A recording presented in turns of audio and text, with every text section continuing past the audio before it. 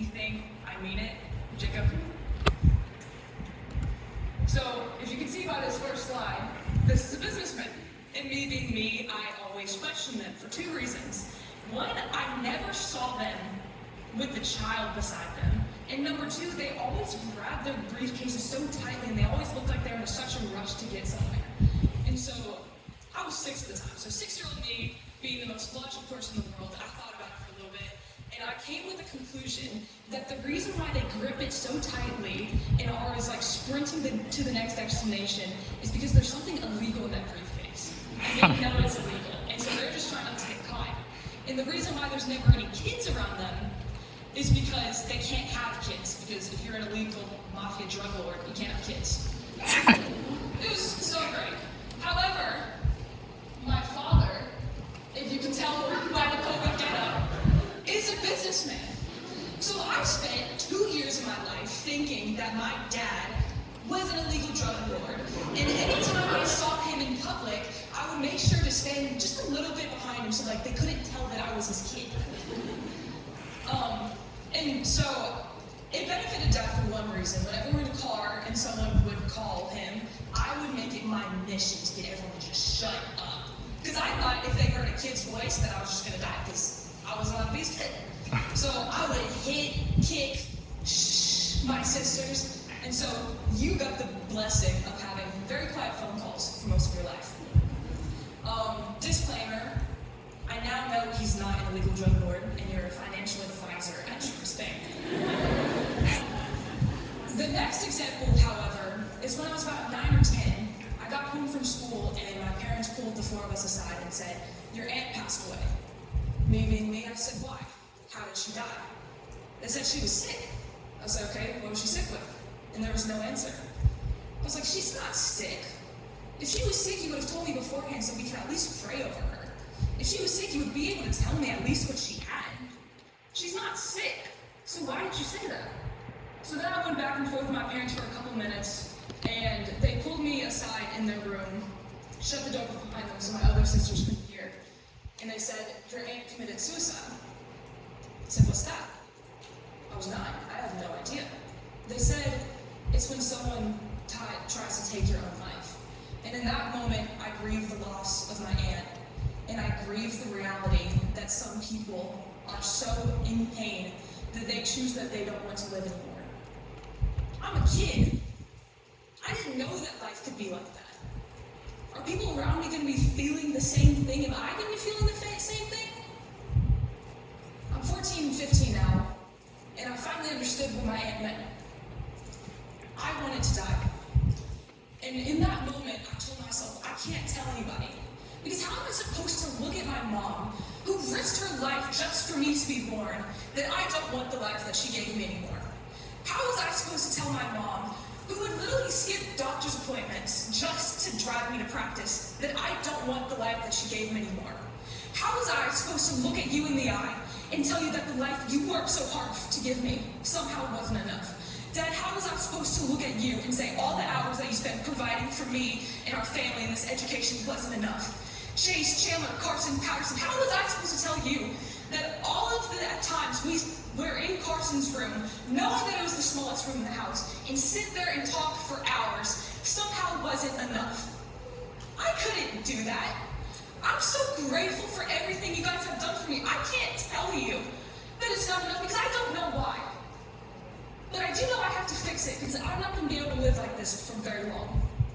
And so naturally, I opened up my Google and I searched up methods for self-help.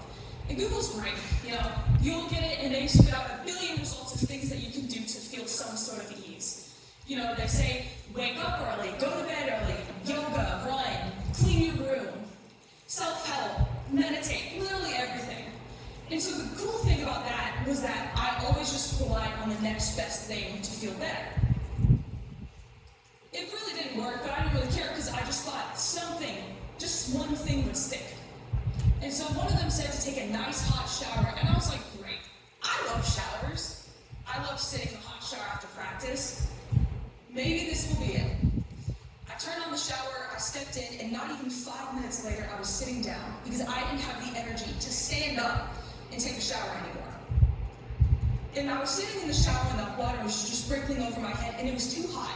And all I had to do was reach out my hand and turn the knob just to make it just a little bit cooler. But I didn't have the energy to do that. And so I sat there for about 45 minutes, let the scorching water soak through my skin. And I was slapped in the face with the truth that I was trying so hard to ignore. Every day was still the same, and it was making me miserable. The things that I used to do to find joy and comfort now provided me with an absolute emptiness. And I knew that if I still tried to do this to feel better, that I would end up worse. There was something fundamentally wrong with me, and no amount of things could fix it. So what am I supposed to do next? I said, well, maybe I should just turn to God. I think it's common knowledge that God punishes evil, right? He banished Adam and Eve, he opened up the desert for the Israelites to go through, all that stuff. So I thought, maybe I just did something so wrong that I deserve this. So I thought to myself, thinking, what do I do? And then it hit me. Fun fact of the day, definitely not a fun fact if you're with me on that senior tree and the stupid drunk thing, but I have a horrible problem with swearing. If you watch the video, you know what I'm talking about. So I thought, great, this is something that I need to change from. And this is God punishing me for not changing it yet. So I prayed and I was like, God, I promise that if you just take this pain away, that I will never swear again. And I promise that I will just become a new person and not mess up again because this sucks. And so I spent like a month doing everything in my power to not drop any F-bombs, S-words, D-words, all the words. But the same thing happened as the last time. Every day was still the same, and it was killing me. I would go to bed in my uniform at this point because the thought of waking up the next day to changing clothes was impossible. Anytime I would come home, I would just sleep because waking up was exhausting. And just like last time, I realized that if I still tried to do this thing to feel better, that it wouldn't work, and I would end up just even more miserable. So I did the last thing that I could think of doing, asking for a miracle. Now, if you've been in the church setting for a while, you know of at least one person who has a Bible out, and then they just are gripped with life, something's terrible happening, and so they close their eyes, they open to a random verse, and there it is. The thing that they've been needing their entire life just magically is right there in front of them. And I thought, great, maybe I just need this. So that's what I did. I closed my Bible, opened it up, and it was a bunch of names. It was like Jeroboam, Jeroboam, and I'm like, are you kidding me? So then I closed my Bible, opened it up again, and it was nothing. I don't even remember any of the verses because it was literally nothing. So then I thought, maybe I just need to ruminate myself on Christian music.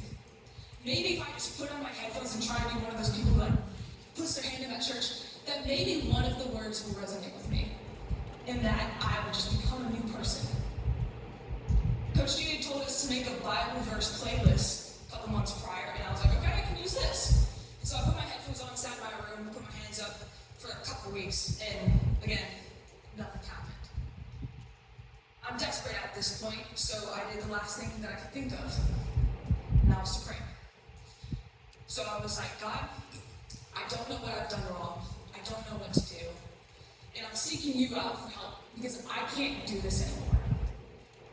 And so I prayed for weeks just for something, just to feel just any sort of emotion at this point because I'm completely numb. And there was nothing. The world is moving forward. Teachers are still assigning tests, my friends and family are still laughing, the seasons are changing, and I'm stuck here in the back seat watching the life that I was supposed to live. And I've done everything at this point to just try and get back to reality and feel something. I went to you, God, but in your all-loving and all-powerful nature, you say no. Why are you letting me feel like this? Where are you? I don't know. So, and then it hit me. The reason why God would let me feel this way is because he doesn't care about me. And that makes sense. God knew that I would be this pathetic, still not being able to stand up in the shower, still sleeping in my uniform, sleeping any chance I can just to avoid living. He knew I would be this pathetic and worthless. You can't give purpose to someone like me. And he knew that from the minute he created me. So maybe my purpose, all that I was ever meant to do, was die. I was just born to die because someone like me can't do anything meaningful in this world. And even God can't do that for me. So I thought, it's not like my parents would care. You have 4 infinitely better children than me. In any capacity. And all of my friends, they're in a little group. They love each other. They can just go out and have fun. They won't miss me. You can't miss someone like me. I'm isolated from the world at this point. I go into my room when I get home and I don't talk until the next morning. And God, this better be what you have for me. Because I give up. I tried looking for you. You said no. Maybe this is your answer for me. Maybe I just needed to die. So I went downstairs, not even writing a note for anybody, because I convinced myself that no one would give the light of day if we did. And I stared at a bottle of pills, and I was like, I can do this right now. But then I researched it a little bit later, because if there's one thing that I was going to make sure happened was that I was going to be successful with it. So I opened up the bottle of pills, and I researched just a little bit, and it said it took like 40 days, and like slowly shut down your organs. And I decided not to do that. So for the weeks remaining, I just decided that I would go to bed, wake up just a little disappointed that I actually woke up, put on a smile, go to school, go to Ron, whatever, and then research the best way to overdose when I get home. It's October 21st now at this point, 2020, and it was time for chapel. Now this was the weird COVID setup where only one grade was allowed at a time, and it just so happened to be the freshman. So I walked in the room, and I sat in this area next to Sarah Wallace, and there was some guy named Mr. Wilson speaking. And I knew 2 things about him. I knew that he always had just like a ton of stuff in his room, and that he's always in some neon tracksuit get-up. I didn't care to know much more because I figured I wouldn't be allowed to have him as a teacher. So it was time for chapel, and I sit down and I try to be respectful. You know, if you have something to say, I'm gonna at least try to be a good kid for you. But it was the end of the day, and I just thought it was gonna be some redundant survey of how God loves me. So I was zoning in and out of his words, just waiting for the minutes to go by. But then he said one sentence. And albeit I probably heard this one sentence on Instagram or on TikTok, or maybe even through someone else. But because it was said in that moment, and through your mouth, Mr. Wilson, I am alive. I got to turn 18. I celebrated my sweet little niece's 5th birthday 4 days ago. I got to have you as a teacher, and never in a million years did I think that that would happen, much less enjoy and be grateful that it did. One sentence is the only reason why I'm standing here able to say the exact same words that saved me all those years ago. There is no shame for feeling the way you do. Those words went straight through his mouth into freshman year me in the pews and stabbed the inner depths of my soul. And for the first time in months, I could feel something. I was crying, and I was crying, and I was crying, and there was nothing I could do to get the tears to stop. It was the end of chapel, and I ran into the bathroom to try and calm down just one more time because I knew my mom was about to pick me up. She's the last person I wanted to see. So I tried to calm down, took off my mask with 2 little tear points on it, and I couldn't calm down. I was crying harder than I did before. So I walked into the car, absolute mess, and my mom instantly confronted my pools of tears. She said, "Sweetie, what's wrong? Did something happen at school today?" Yeah, it did. But I couldn't say that, so Chandler spoke for me. She said, "Well, there was a chapel on suicide awareness today." And so my mom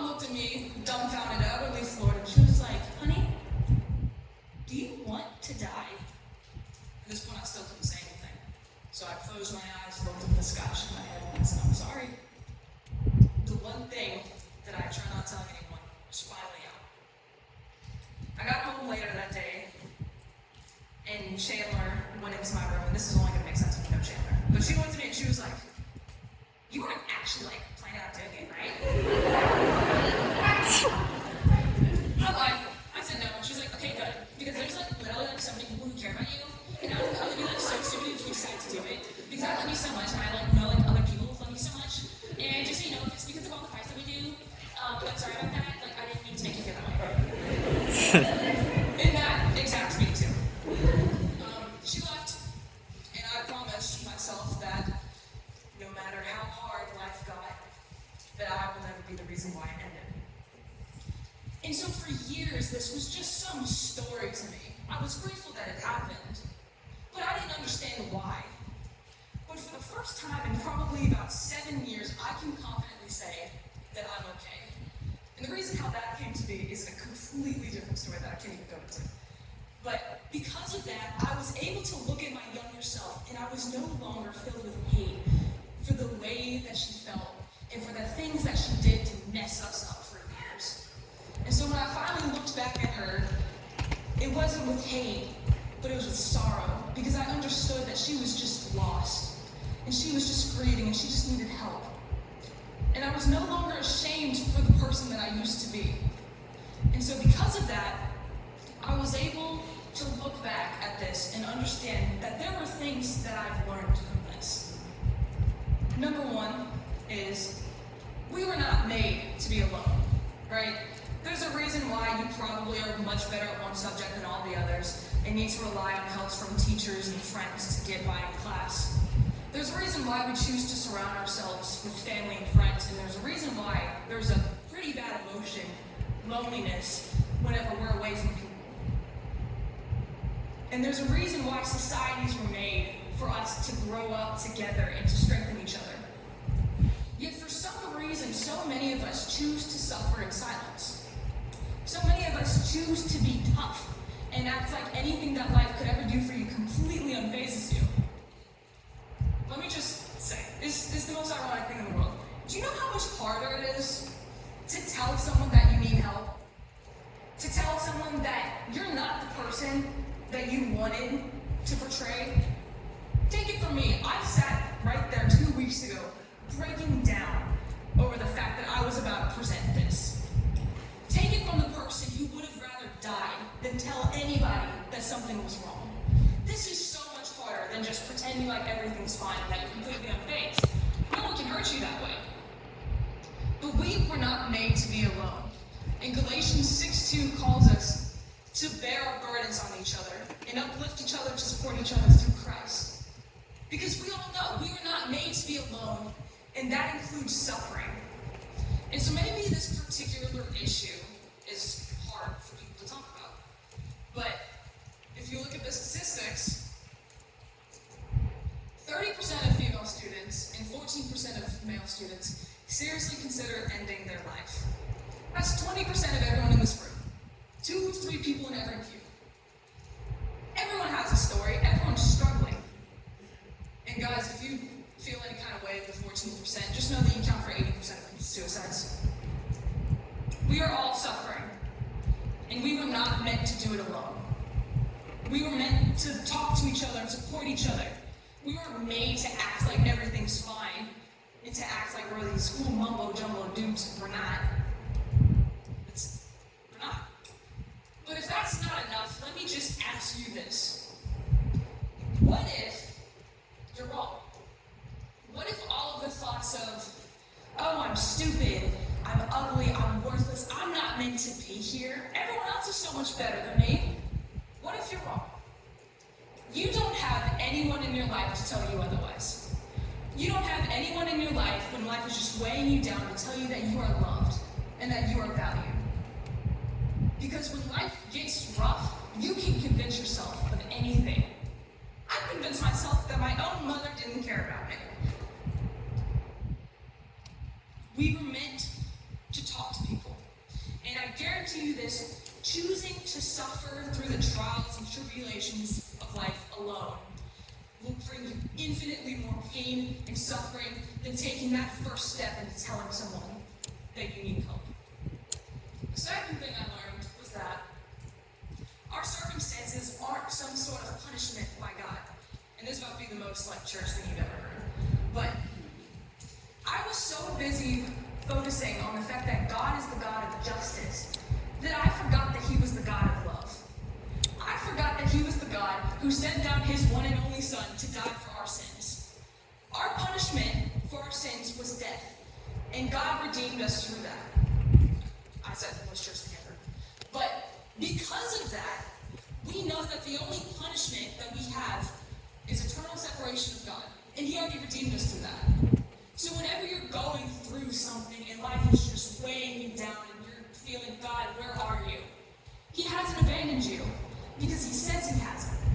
It's not a punishment because he said it wasn't. And so maybe whenever you get like that, you just need to change your perspective. Never in a million years did I think sitting on those pews all those years ago that I was going to walk into a chapel and Mr. Wilson was going to save my life. Never in a million years did he think that that was going to work. He had something entirely different planned for months. And 2 days prior, he just had this feeling that he needed to talk about this. He had no idea, but he did it anyways. And the only reason why we knew that it happened was when it actually did. We are about this much control of our life, and we have about this much insight on what the world can do around us. Because right now, I'm standing here looking at 350-ish people, and each and every one of you has the power to say or do something that could impact me for the rest of my life, and I would have no idea until it actually happened. And when you walked out of these rows, you were met with about 300-ish more students who could do the exact same thing. I was so mad when God didn't just take away my problems, because I thought he didn't care about me, and not once did I consider that maybe he could just be working through something else.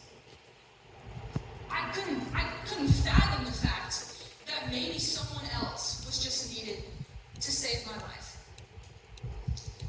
And 3 years ago, the one thing that I've been desperately seeking, just peace of mind, just to feel something again, it didn't even happen through him that 3 years ago. I had to wait another 3 years to finally get peace of mind. But I wouldn't have known that that was going to happen until it actually did.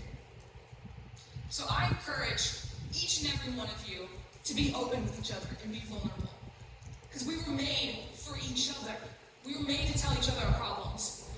And regardless if Coach G's forcing you to recite Psalms 1 or Coach Kendrick's doing some freestyle verse, or your friend is talking to you about how his crush looked at you for 10 minutes straight, I encourage you to listen.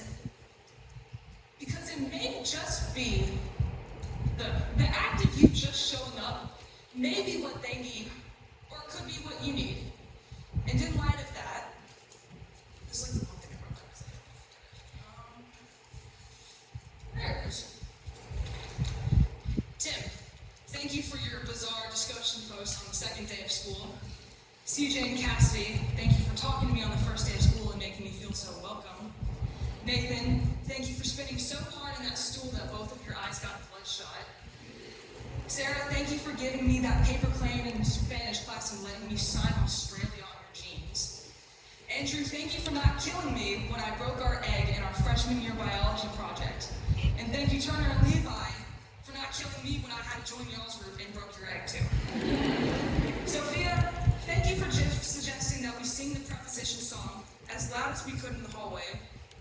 And thank you, everyone, in our freshman year health class when we had a pumpkin spice party and horribly performed CPR on that dummy.